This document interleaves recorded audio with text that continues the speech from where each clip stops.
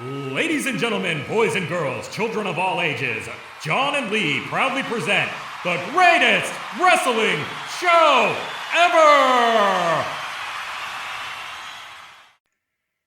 Hey guys, welcome to episode 4 of series 2 of the greatest wrestling show ever, or as hopefully you know now, it's the greatest wrestling tournament ever. So again, a little bit tenuous, but we're back to a singles one-on-one match today.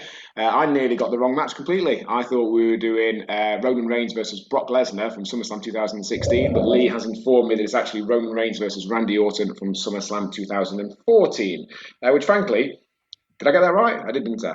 Randy Orton, Roman Reigns, yeah. I'm looking forward to a bit more, actually. I don't think I've seen this match, or at least I have no recollection of it whatsoever. So we'll get straight into the action. We're SummerSlam 2014 on the WWE Network, 1 hour, 57 minutes and 17 seconds in. Pressing play in 3, 2, 1, go. Right. Lee, you may have seen this already. I've just brought up the Wikipedia page for SummerSlam 2014. Did you know this was the first WWE pay-per-view to use the new WWE logo? Oh, no, I didn't. Yeah, neither did I.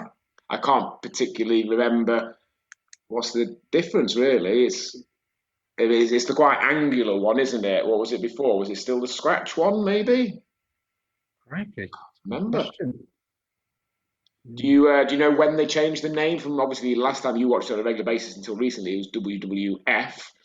Do you know what happened with it changing to WWE? I know why they changed it. The Panda people. Yeah. Yeah. What surprised me with that was how long it took them to kind of get onto that. Yeah. It was always kind of a running joke, wasn't it? It was I think one of the T-shirts a lot of people used to wear was with the panda with the steel chair. Steel chair, yeah. Supposedly there was a particular incident where the WWF, as in World Wildlife Fund people, went somewhere, I don't know where it was, they all got off the plane and everyone who was there to receive them was disappointed because they thought they were getting wrestlers. I think they managed to coexist up to a point and then actually realised this is a bit of a pain in the arse. I think as well, I never knew that WWF, the Panda people, I don't think it's as big in America as it is over here.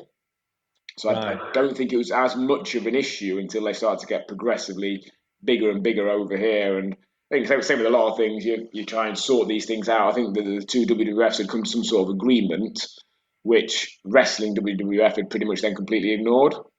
Right. But it took them actually taking them to court before anything changed. I suppose the other scenario would have been like Warrior and Hogan and Savage turning up somewhere in Africa to hunt rhino poachers. Is that what they do? The WWF people hunt poachers? No, I'm saying that'd be the alternative to the WWF turning up. Well, that might work better, to be honest. If I was a poacher, I probably wouldn't be stopped by WWF's kind of like grassroots approach and political pressure and all that. If Hogan turned up with a chair and said he'd do me in if I didn't stop shooting the rhinos, I might stop. Well, you'd be there, wouldn't you? You'd be lining up your shot. Yeah. And all of a sudden, Hogan's music would kick in. Don't know where from. His music kicks in. And I'm a real American. Does he tear the shirt off first, or does he get straight to action? He'd probably knock him off the rifle, and then tear the shirt, and then go to town. Well, I think realistically what would happen, because what always happens with Hogan, is the poacher would throw his rifle down, he'd go to punch Hogan, Hogan would block.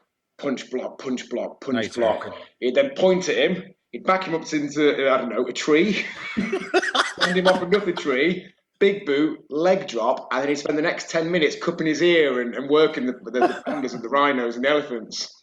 That's brilliant. They'd be going mental, wouldn't they? Imagine a little rhino clapping him. Anyway, right, so they changed the name, and what they did for a while, it was called WWFE, World Wrestling Federation Entertainment, and then they changed it purely to WWE, World Wrestling Entertainment, and they had a campaign at the time called Get the F Out, so it was very much pitched as though they wanted to get rid of the F, like we're about entertainment, so we decided to rebrand the company in this way. There was no mention of the fact that the Panda people had, won. And Vince hates losing at the best of the times. I can't imagine he was very happy about having lost that one. No. I mean, out of all the things that could be made to do, renaming your company is quite a kick in the teeth. And for someone who doesn't like anyone making him do anything, it's probably smarter, I'd have thought.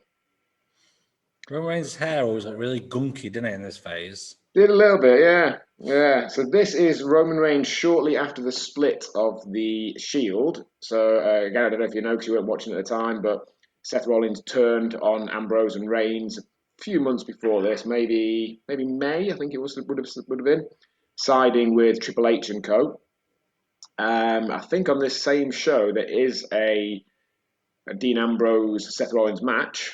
That's part of their ongoing feud from Seth Rollins turning on them both. And obviously, Roman Reigns is taking on Randy Orton, and they're starting. I'd say this is maybe the start of his singles push with Ernest. Would you say? Yeah. So was there a particular backstory between these two?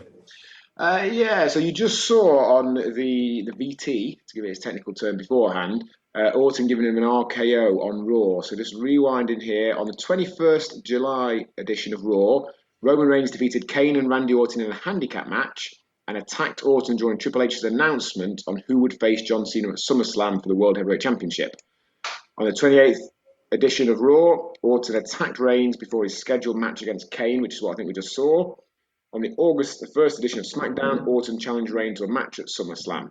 On August 4th, it was announced on WWE.com that they would face off. So I think it's one of those really where there's no real, like it's one of them attacked the other one. Yeah. Maybe cost them a match. The world title match on this show actually is John Cena defending against Brock Lesnar, in which, if I remember correctly, was the first of what became known as like the Suplex City type matches. Lesnar just absolutely dominated him, battered him for several minutes, and pinned him for the world title. Wow. Cena had only won the title the month before at Money in the Bank 2014 after Daniel Bryan had to vacate it. So Daniel Bryan had won it at WrestleMania 30 in the triple threat match with Orton and Batista. Had to vacate it due to cumulative concussions and head injury problems. And they put it on the line in the Money in the Bank match. And Cena won it, I think, with a view just to passing it on to Lesnar. Yeah, Lesnar was on quite a good deal, wasn't he, for a while? He was, yeah. I mean, he's been well paid all throughout this. Obviously, this first run he was well paid, but this second run, which is now what 9 years, he's been back in the company on and off for. Yeah, no commitment needed for. Well, there's very limited number of appearances required. Yeah, limited number of dates, a lot of paper thing, which I think up until around this time, perhaps they didn't necessarily know if they were getting the money's worth for him. I think like 2012, 13, he was winning some, he was losing some. He then beat The Undertaker at WrestleMania 30, breaking the streak, squashed Cena at SummerSlam for the world title. I think from then onwards was considered that level above that perhaps he's been considered as since. Yeah. I don't think we've seen him since WrestleMania last year. It'd be a waste. I mean, if they've got a certain number of dates they can use him for, then using him in an empty arena is a bit of a waste. Yeah, that's a fair point. And I shouldn't imagine he's got much interest in doing it as well. I think he's earned enough money. He likes spending time with his family. I think it has to be the right business decision for him. So, what do you reckon Roman Reigns' rating out of 10 is per cage match? Oh, okay. It's going to be pretty high. 8.7. I thought it'd be higher. 6.67. Oh, okay. I suppose there will be a number of people who don't like him, particularly, during that long period where they were continuing to try to push him as the main event face with mixed reactions from the crowd. Yeah. And how many matches do you think he's had per cage match? So let's say 10-ish years on a full-time schedule, 2,000 on there. Do you want to factor in the cage match underestimate? Well, I was thinking for cage matches, generally speaking, I think the last 10, 20 years, particularly in WWE, they would have the vast majority of the matches. So I was kind of assuming they would have that. Okay, let's say 1,500. 1,213. I can't imagine that's right. 10 years, 120 days a year, he'll have done more than that, I'm sure. Win rate of 74.1%. That's pretty good, isn't it? I do feel sorry for Roman Reigns. Obviously, he's turned heel now and he's getting a universally, not positive, but a good desired reaction. He spent years and years turning up, busting his ass, doing his best, and just it not happening necessarily with a fair proportion of the audience. Yeah, I don't know if it's working for me. We've got a running joke at home at the moment, but on the days where I sit at the where I literally sit at the head of our table. We kind of rotate. But I'll sit down and I'll say to Harry and the others, acknowledge me. Acknowledge me. And do they? No. No, they don't step in line or whatever. Acknowledge me as their tribal chief. Do you And like then I'll go into spear a them big into the fridge montage then? about putting food on the table, and I presume you spear them into the fridge to show them. that's coming, I think. Yeah. There's only so many times you can take that lack of respect, isn't there? Yeah. I've thrown a few Superman punches out there, but yeah. Well, I mean, didn't like Roman had to proper batter Jimmy or Jay, whichever one it was, in the Hell in the Cell, didn't he? Like he had to. I mean, maybe if you just get Harry's head wedged against the door, put a steel step, and give him that running drop kick into it, maybe that will finally. Well, if we're going to do it properly, I'll probably batter Harry to a pulp in the kitchen up until the point where Fred feels that he needs to come in and acknowledge me on his behalf. I like it. Do you think Fred would? No, probably not. Like, go on, Dad. Get him. Get stuck in, Dad. Here's a chair. I know my two boys would be much the same. So, top 5 opponents for Roman? Right. Seth. Number 4. Orton. No. He's had some big matches against the likes of Lesnar, but I can't imagine they've had many matches outside of those really big matches. I don't think he'd be anywhere near that. Bray Wyatt. Number 1. Okay. Strowman. Number 5. Who else has he wrestled a lot in the last few years? So he's mainly been a face. You're looking at a heel of the last few years. Someone else from the Wyatt family? Luke Harper, something like that? No. Go on, pass. Sheamus, number 2. Okay, yeah. And Kane, number 3. Right, okay, yeah, fair enough. Sheamus famously beat Reigns to end his first world title at Reign after, I think it was something like 5 minutes and 15 seconds. Crikey. So he won these first world titles. The following Royal Rumble 2015, Reigns wins, then gets the title shot against Lesnar at WrestleMania 31. I find it really hard since they've stopped numbering WrestleManias to figure out which is which. Yeah. You almost have to figure out around kind of what you know what's happening. I remember 2014 was WrestleMania 30. So you're like, okay, it's the following year, or it's 5 years later. And Yeah. But Reigns was up against Lesnar, as they did with Yokozuna 22 years earlier. The entire family flew in to see their boy get crowned as world champion. And then in Yoko's case, he wins the title from Brett and loses it 2.5 minutes later to Hogan. And in Reigns' case, despite being apparently the heir apparent, he loses to Lesnar. Clean, if I remember correctly, in the main event. Wow. I was like, I couldn't believe it. Everyone just assumed he was, yeah. Well, was it a similar situation? You mean it was on the same night?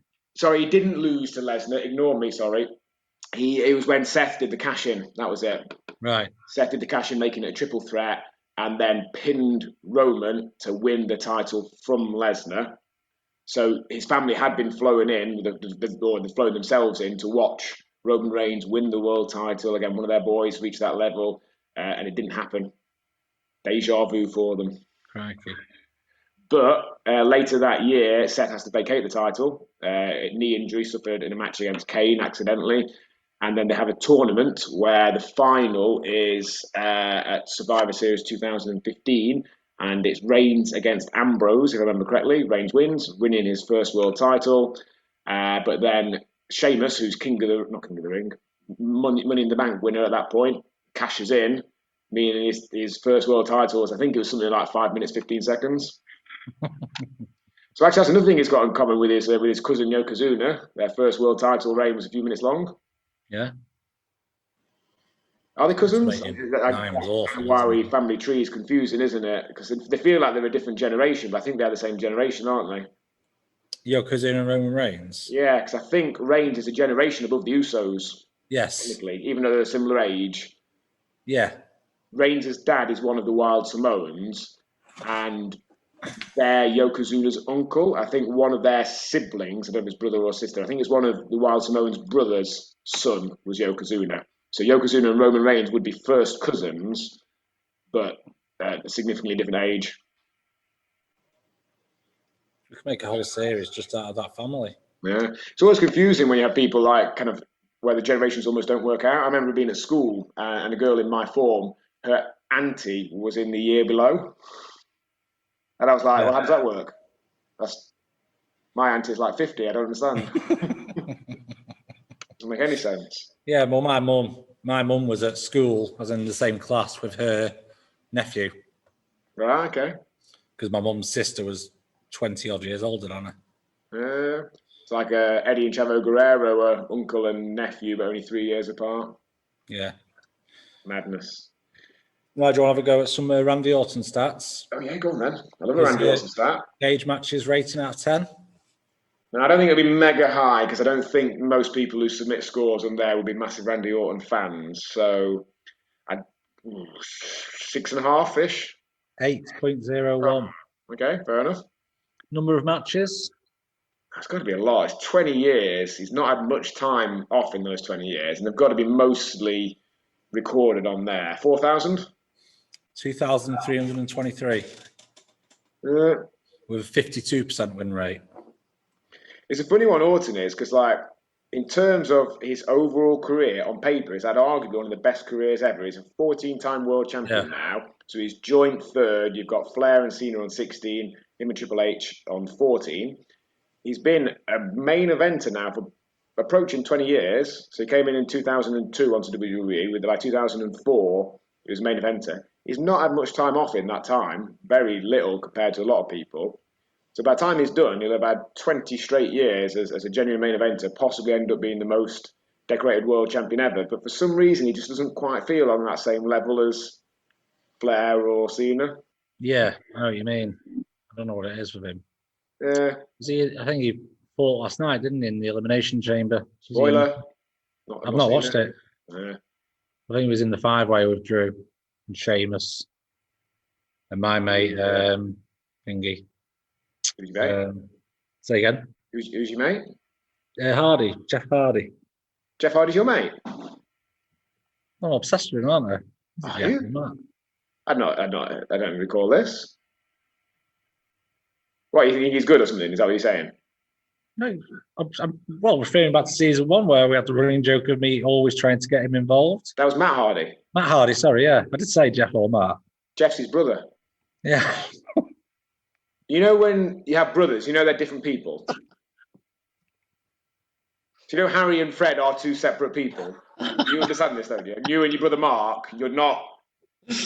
Yeah, I've never really got my head around the concept. Although my mum did used to call me Sean Mark Lee, so maybe that's where the problem started. I thought you were going to say she called you Shawn Michaels for a minute. That would have been better. Well, my dad used to go, my sister's Katie, or Catherine when she was being naughty, so he'd go, John, like that. Yeah, standard. I do it now to my kids. I did a few years ago. I haven't so much recently, which I don't know if that means that I'm telling them off less. I'm not quite sure. Possibly. Yeah. Orton with the draping DDT. Vintage Orton as Michael Cole's announcing. You want to guess his top 5 opponents? Orton's? Yeah. Cena, got to be up there. Number 1. Yeah. Triple H? Number 2. Kane? No. Okay. So someone who's been around a fair while. Orton.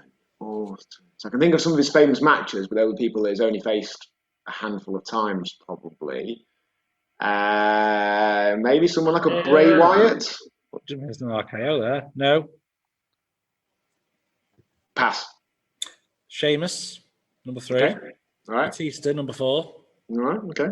And Shawn Michaels, number 5. I can't think of any particular Orton Michaels matches. I mean, I'm sure there's a number of tag matches, and I think of a Survivor Series, 1 or 2. Yeah, okay, fair enough. I'm not disputing it. I thought he'd won then. Yeah, I thought so as well. And I've got 4 nicknames written down here for Randy. The Viper, the Apex Predator. Of course. And the 2 I would have got. You wouldn't have got. They're the 2 I would have got. You would have got. So I'm guessing they're not I've nicknames? heard one of the other ones, and one of them I've not heard before. So at least one must be a nickname that's not used anymore. Maybe something that came in. Oh, Legend Killer. Yes, that's the one I'd heard, but I wouldn't have got. And then the other one will be something he perhaps used when he first came in 2002, 3. So to start with, he was kind of a generic third generation smiling baby face. Did he have a nickname? No, pass. One Man Dynasty. Okay, right. I don't remember that, but I'm assuming that was. Well, it could have been in OVW or something like that before he got called up to the main roster. That makes sense. Orton, of course, being part of that legendary class of 2002 from OVW. So him, Batista, Cena, and Lesnar, and then to a lesser extent, Shelton Benjamin all called up that same year. Oh, big spear from Orton there. Oh, not Orton. Reigns has won. That's it. Clean victory. That was a good match, that. Again, I don't think we spoke about it in the slightest, but yeah, good match. That's continuing his build to main event status. Whilst I do like Reigns, I'm glad now that he's got a different outfit, because when he just wore his Shield outfit and had slightly different music to his Shield music, it never really felt like he was fully taking that next step. Yeah. And it seemed random as well, like the outfit fitted in with being in the Shield, but it didn't really fit in with just being Roman Reigns. And he's got a great physique, there's no need to hide it. He, why does he wrestle in trousers and a combat vest? Yeah, especially he's gone a lot big. He's gone really big recently. Yeah. I think it's one of these where lockdown and a few months off suited him, shall we say? And maybe even knowing that you're going to be starting to wrestle bare-chested. Yeah, true. Yeah. Yeah, I think maybe he just inherited Big Boss Man's old outfit for his second run or third run, whatever it was. The 99-2000 run, not the original. He had leukemia, didn't he? Roman Reigns. Roman Reigns, yeah, he did. He was out for however many months and came back, won the title back, but then left early. Did he win the title back, or was he about to win it? He was about to face Goldberg at WrestleMania last year, wasn't he?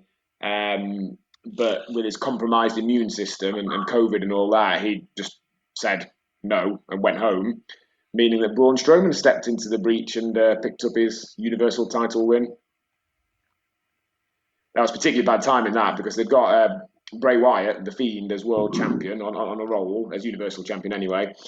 And they had Goldberg beat him in Saudi Arabia last February, which, I don't know, not ideal, but build into Goldberg versus Roman Reigns at WrestleMania. Yeah, okay, fine. But then when that doesn't happen, you've just had Bray Wyatt lose the title for no real reason. Yeah. For a month-long title reign from Goldberg to then drop it to Strowman. Right, let's have a quick look to see what have we got left. So Reigns has just won that, hasn't he? Yeah, okay.